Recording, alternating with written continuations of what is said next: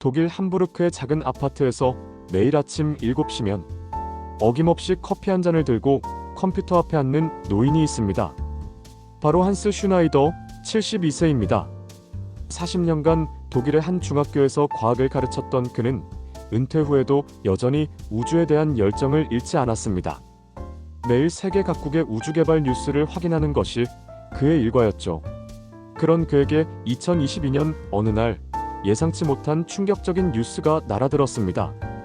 바로 대한민국이 첫 달 탐사선 다누리를 성공적으로 발사했다는 소식이었습니다.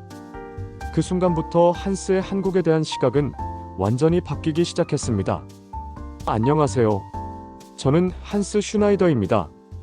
독일 함부르크에 살고 있는 72세 은퇴교사입니다.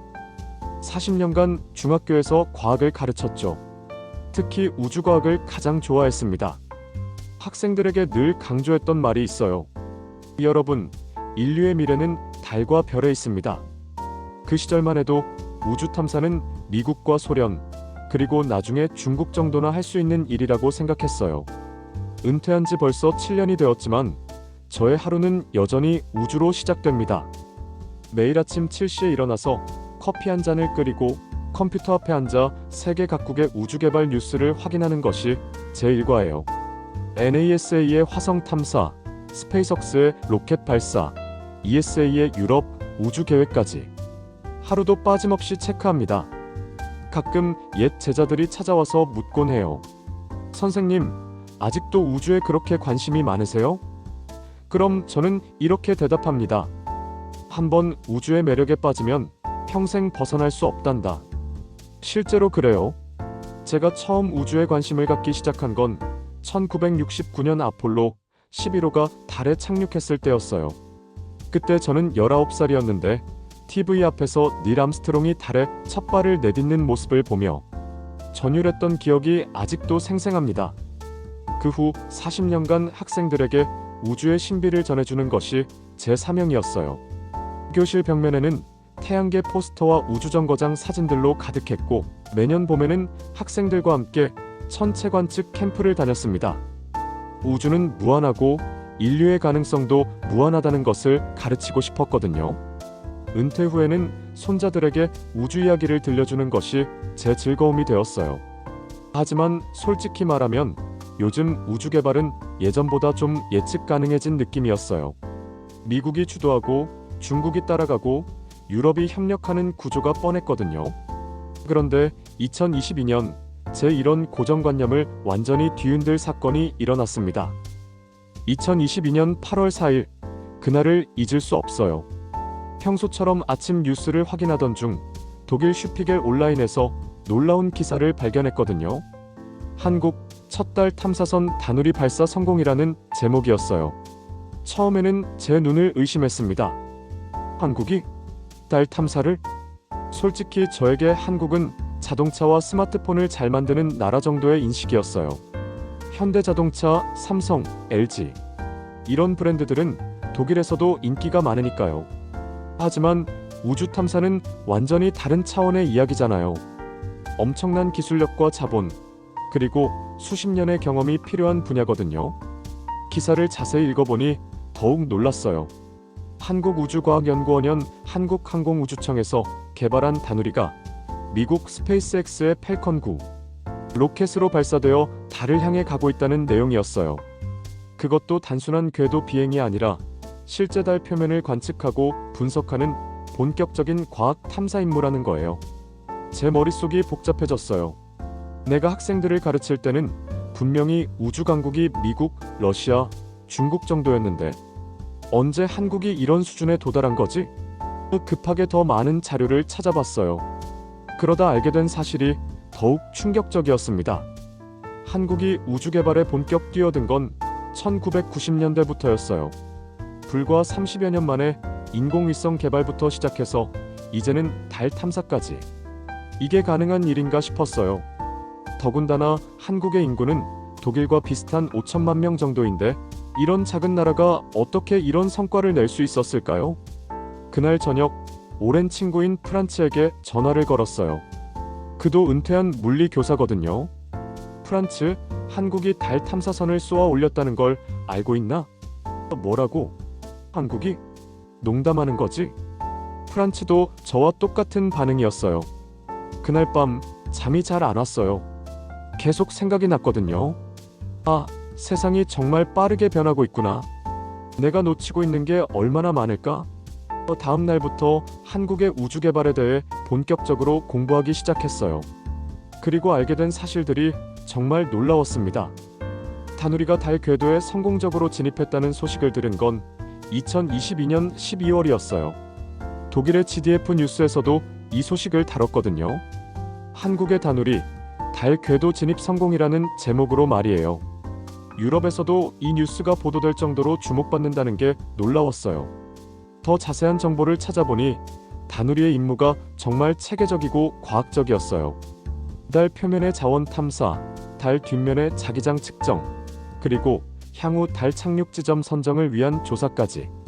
이건 단순한 달 구경이 아니라 미래 달 탐사를 위한 본격적인 준비 작업이었거든요.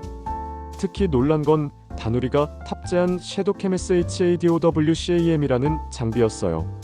이건 NASA에서 제공한 고성능 카메라인데 달 극지방의 영구 그림자 지역을 촬영할 수 있는 장비예요. 이 지역은 물의 얼음이 존재할 가능성이 높은 곳이거든요. 그런데 이런 첨단 장비를 NASA에서 한국에 제공했다는 건 한국의 기술력을 인정했다는 뜻이죠. 옛 제자인 마리아가 찾아왔을 때 저는 흥분해서 이야기했어요. 마리아, 이제 우리가 교과서를 고쳐야겠어.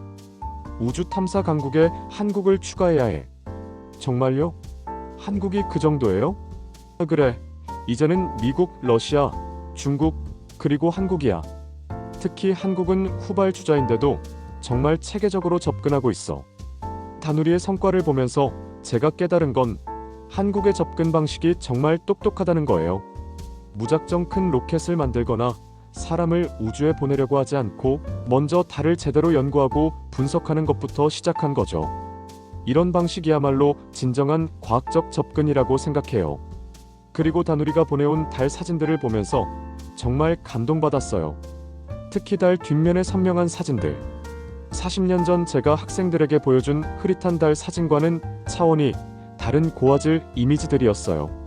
이제 학생들에게 이런 멋진 사진을 보여줄 수 있다니 하며 혼자 감탄했죠. 마음속에서 한국에 대한 존경심이 생기기 시작했어요. 이 작은 나라가 정말 대단한 일을 해내고 있구나 하는 생각이 들었거든요. 그리고 이건 시작에 불과하다는 느낌이 들었어요. 한국이 앞으로 또 어떤 놀라운 일들을 해낼지 정말 기대되기 시작했거든요. 2023년 여름 또 다른 충격적인 뉴스를 접했어요. 한국지질자원연구원이 강원도 폐광에서 달 탐사 로봇을 테스트했다는 기사였어요. 처음에는 폐광에서 달 탐사 로봇을 테스트한다고? 하며 의아했는데 기사를 자세히 읽어보니 정말 놀라웠어요. 폐광의 환경이 달 표면과 매우 유사하다는 거예요. 중력은 다르지만 극한의 추위, 먼지, 그리고 거친 지형 조건이 달과 비슷하다는 거죠. 그래서 한국 연구진들이 실제 달에 보내기 전에 지구에서 미리 테스트해보는 거였어요. 이런 철저한 준비 과정을 보며 정말 체계적이다라는 생각이 들었어요. 더 놀라운 건 이 로봇의 임무였어요. 단순히 돌아다니면서 사진 찍는 게 아니라 달 표면의 광물 자원을 탐사하고 분석하는 거예요. 특히 헬륨-3이나 히토류 금속 같은 미래 에너지 자원을 찾는 것이 목적이라고 하더군요. 이걸 보며 깨달았어요. 한국은 단순히 달에 가는 게 목적이 아니라 달에서 뭔가를 얻어오려고 하는구나.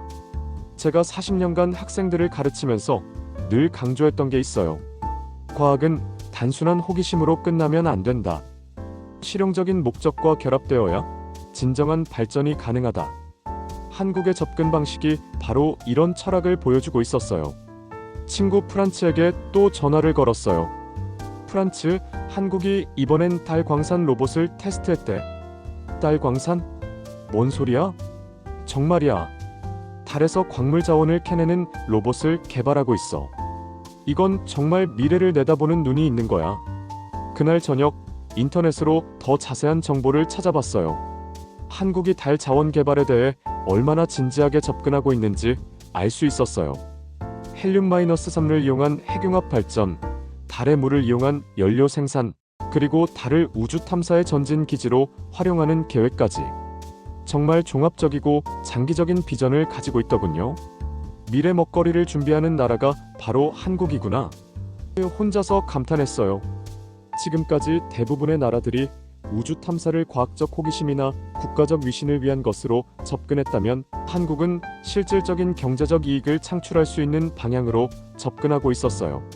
이런 뉴스를 접할 때마다 제가 느끼는 건 한국이 정말 효율적으로 우주 개발을 추진하고 있다는 거예요.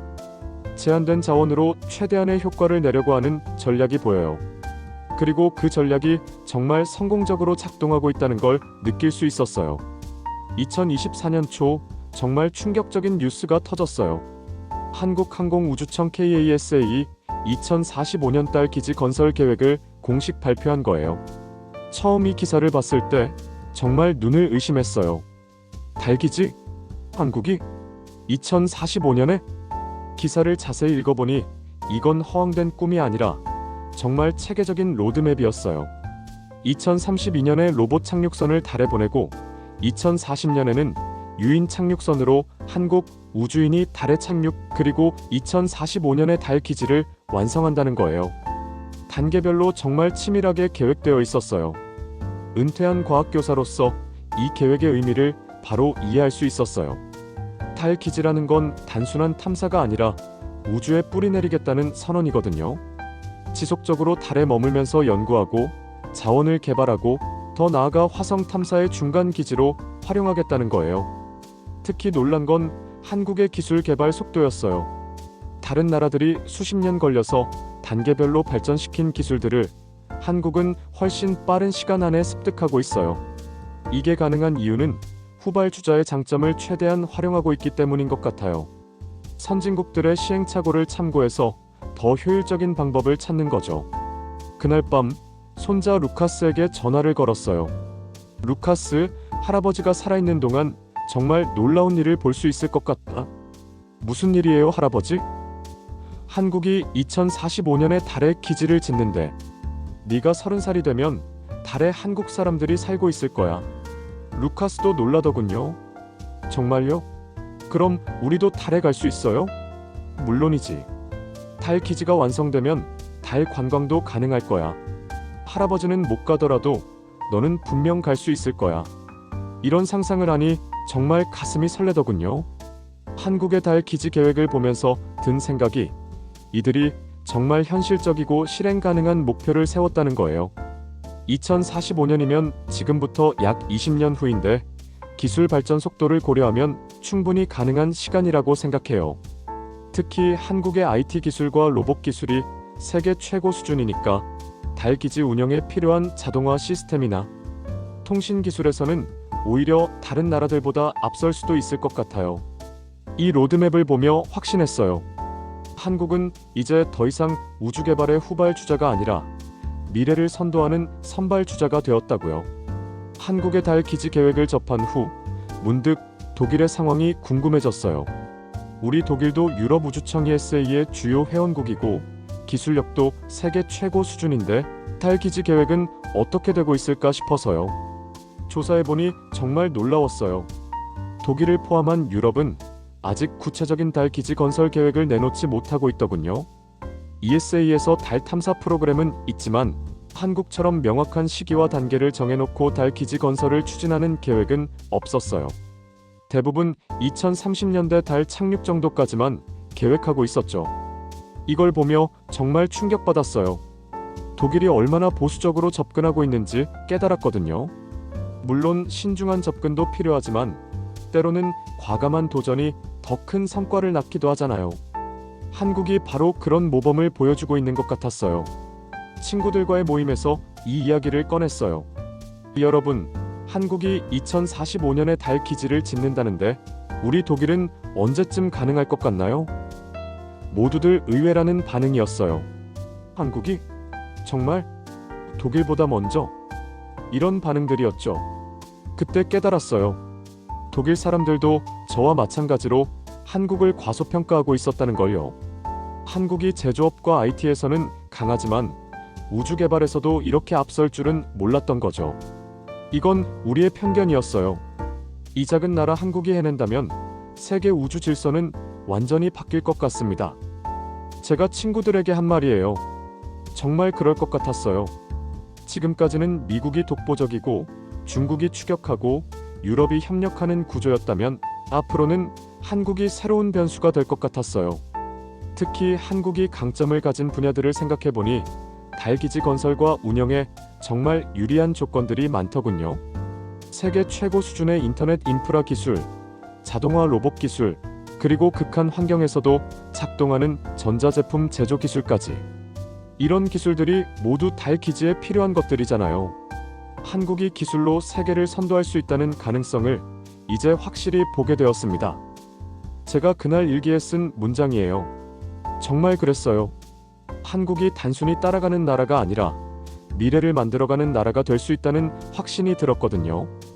은퇴 후 솔직히 좀 무료했어요. 매일 비슷한 일상의 반복이었거든요. 그런데 한국의 우주도전 소식들을 접하면서 제 마음에도 변화가 생겼어요. 마치 제가 다시 젊어진 것 같은 느낌이었어요.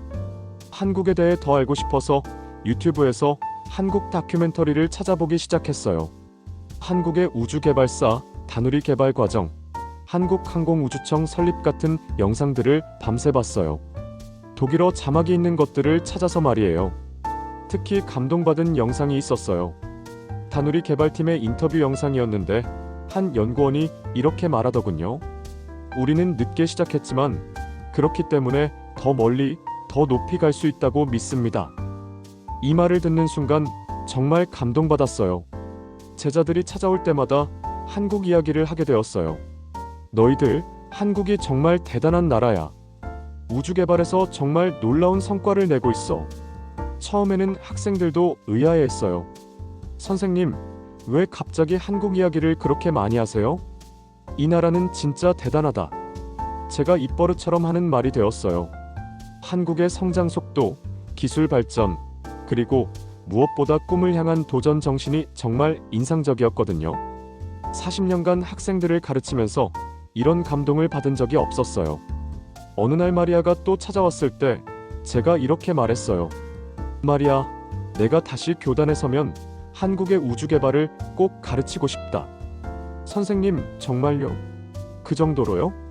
그래, 한국은 이제 우주 교육에서 빠질 수 없는 나라가 되었어.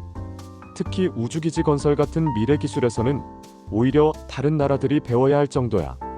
그날 밤 정말 오랜만에 흥미진진한 꿈을 꿨어요. 제가 다시 젊어져서 한국에 가서 우주과학연구원을 방문하는 꿈이었어요. 한국 연구원들과 함께 달 기지 설계도를 보면서 토론하는 꿈이었죠. 깨고 나서도 한동안 그 꿈의 여운이 남아 있었어요. 한국 덕분에 내가 늙었지만 다시 꿈을 꾸게 되었구나. 혼자 중얼거렸어요.